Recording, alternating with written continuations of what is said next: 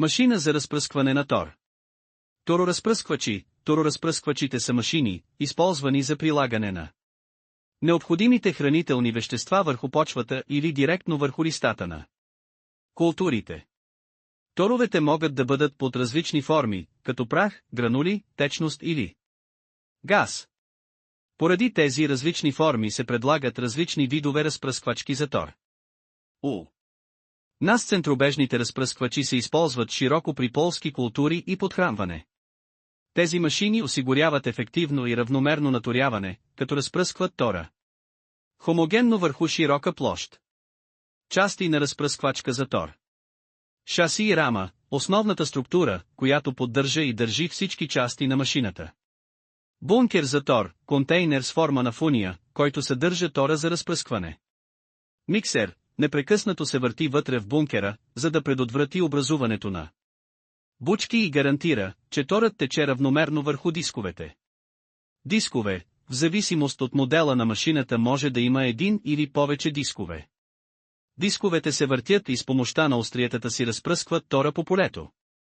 Изхвърлящи остриета, монтирани на разпределителния диск, тези остриета изхвърлят тора, изпуснат от бункера, равномерно през полето.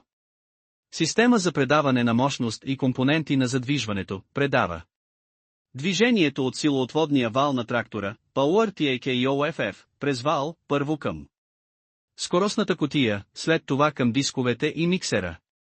Система за разпределение на тора, състои се от лостове за регулиране, които регулират количеството на тора и регулируеми капаци, които контролират изхода. Операционна система на центробежен тороразпръсквач, движението от силоотводния вал на трактора се прехвърля към дисковете чрез задвижващите компоненти. Торът в бункера пада върху диска от изхода на машината и се разпръсква навън от ножовете на диска, задвижван от центробежна сила, покривайки широка площ. Прикачване на разпръсквачката за тор към трактора. Мерки за безопасност. Уверете се, че тракторът и машината са изключени и ръчната спирачка е затегната. Носете лични предпазни средства като работно облекло, ръкавици и предпазни очила. Съгласно разпоредбите за здраве и безопасност при работа.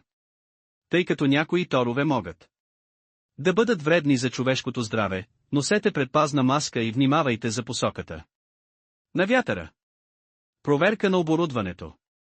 Проверете точките на свързване на трактора и разпръсквача, карданния вал и хидравличните системи. Проверете за износване или повреда. Уверете се, че никакви чужди предмети като камъни не блокират движещи се части като системата за предаване на енергия, миксер и въртящи се дискове. Връзка.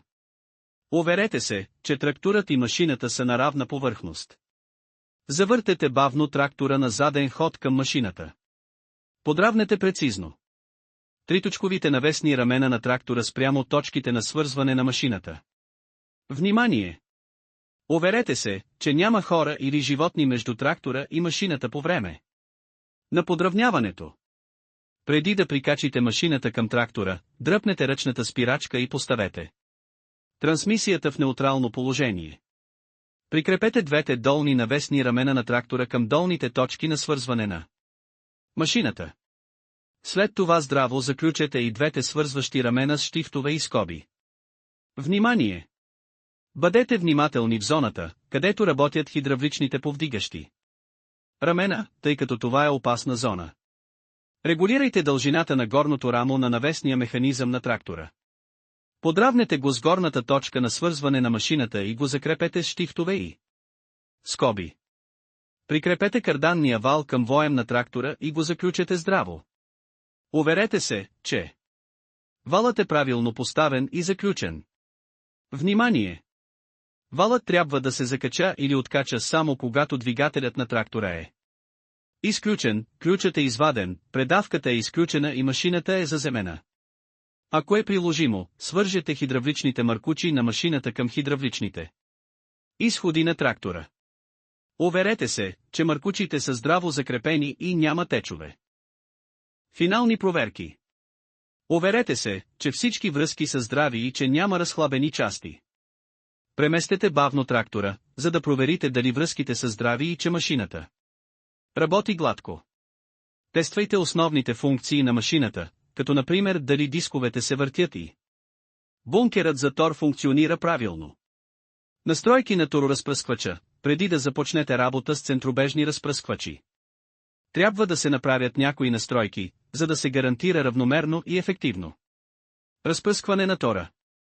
Регулиране на успоредността отпред и отзад. Регулирайте дължината на долните и горните навесни рамена на трактора, за да сте сигурни, че машината е равна отпред. Назад. Уверете се, че предната и задната част на машината са на еднаква височина. Регулиране на успоредността надясно-ляво. Регулирайте дължината на долните рамена на навесите, за да сте сигурни, че машината е равна от една страна на друга. Уверете се, че двете страни на машината са на еднаква височина. Регулиране на височината на дисковете. Регулирайте височината на дисковете от земята с помощта на хидравличната система за повдигане на трактора, ако има такава.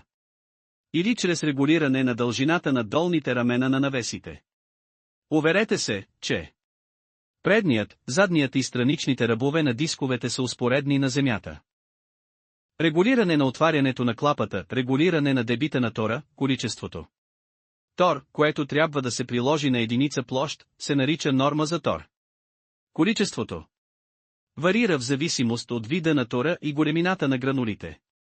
Регулирането на отварянето на клапата трябва да се извърши според нормата на тор, изчислена за вашето поле.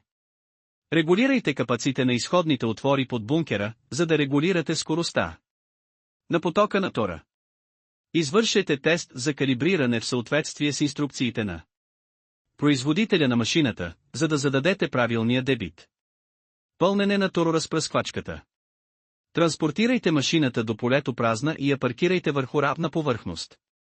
Уверете се, че тракторът и машината са изключени и ръчната спирачка е затегната.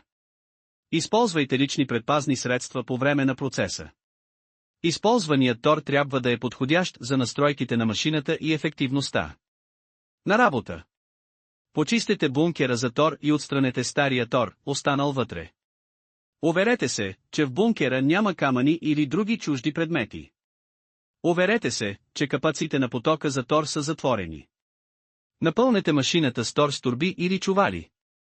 Универсален захранващ шнек може да спести време и труд. Процес на торене. Поставете трактора и машината в началната точка на полето с затворен изход за тор. Проверете всички връзки между трактора и машината. Уверете се, че карданният вал е здраво закрепен. Проверете дали настройките като дебит на тор, скорост на диска, работна ширина и ъгъл на диска са правилни. Проверете височината на дисковете от земята и коригирайте успоредността на машината отстрани и отпред-назад, ако е необходимо. Стартирайте трактора в неподвижно положение. Включете силоотводния вал и отворете за кратко капаците на потока за тор, за да разпръснете малко количество тор. Уверете се, че настройките са правилни и потокът на тора е плавен. Карайте трактора с подходяща скорост. Тази скорост обикновено варира между 5-1,5 км наклонена чертача, в зависимост от вашето поле и количеството тор, което трябва да се приложи. Правете успоредни пасове в полето, като оставяте 10-15% при покриване при всяко преминаване, за да осигурите равномерно разпределение на тора. Поддръжка. След всеки процес на торене почистете остатъците от тор от бункера и дисковете. Проверете дисковете, капаците, точките на свързване и хидравличните системи. Извършете необходимото смазване и други задачи по поддръжката, когато е необходимо.